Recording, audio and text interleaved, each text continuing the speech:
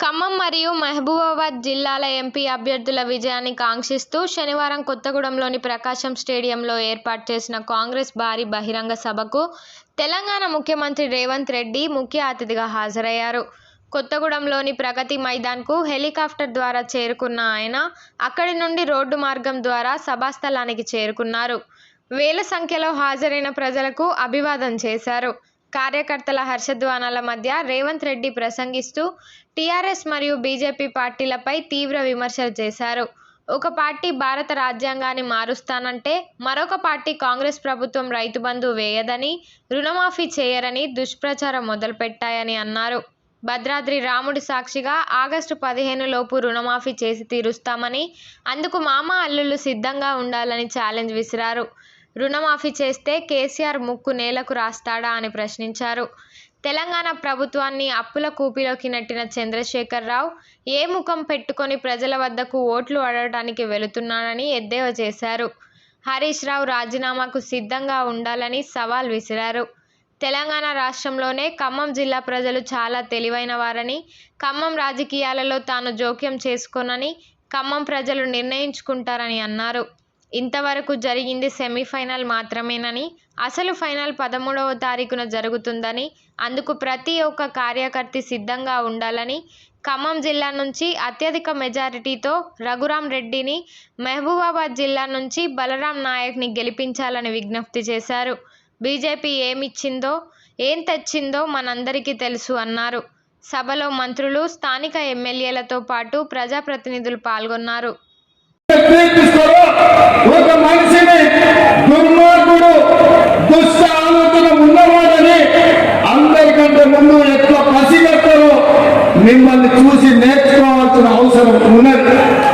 2014లో BRS పార్టీకి ఒకటే seat ఇచ్చారు, 9 సీట్లు ప్రతిపక్షాలకు ఇచ్చారు.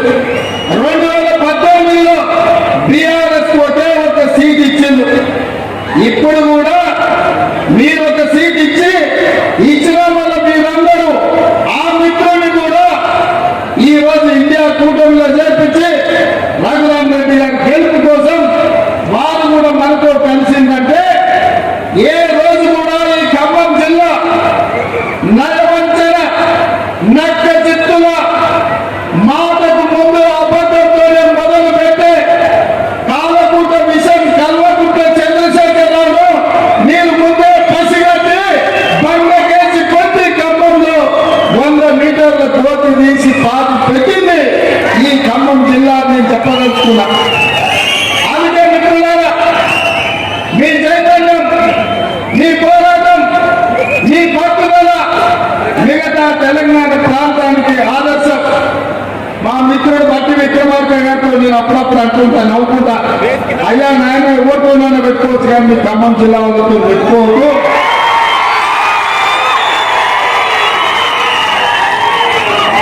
ఎందుకంటే ఎంత దూరమైనా మీరు అనుకున్న దానికోసం కొట్లాడతారు.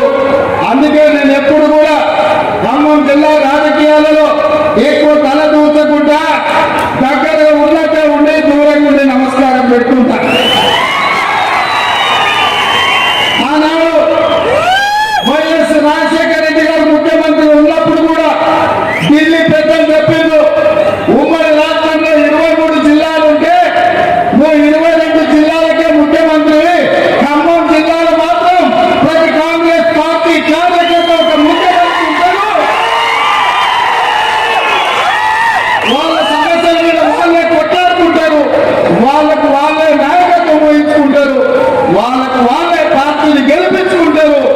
మనం వాళ్ళకు సహకరించాలి తప్ప మనం వాళ్ళ విషయంలో ఎక్కువ కలుగజేసుకోవద్దని ఆనాడు వైఎస్ రాజశేఖర రెడ్డి గారికి చెప్పింది ఈనాటికి నాకు గుర్తుంది. ఎందుకంటే నేను ఒకసారి కాంగ్రెస్ లో చేరిన తర్వాత ఢిల్లీలో పెద్దల్ని అహ్మద్ పటేల్ గారిని కలవడానికి వెళ్ళినప్పుడు నాకు ఈ విషయాన్ని గుర్తు చేసింది.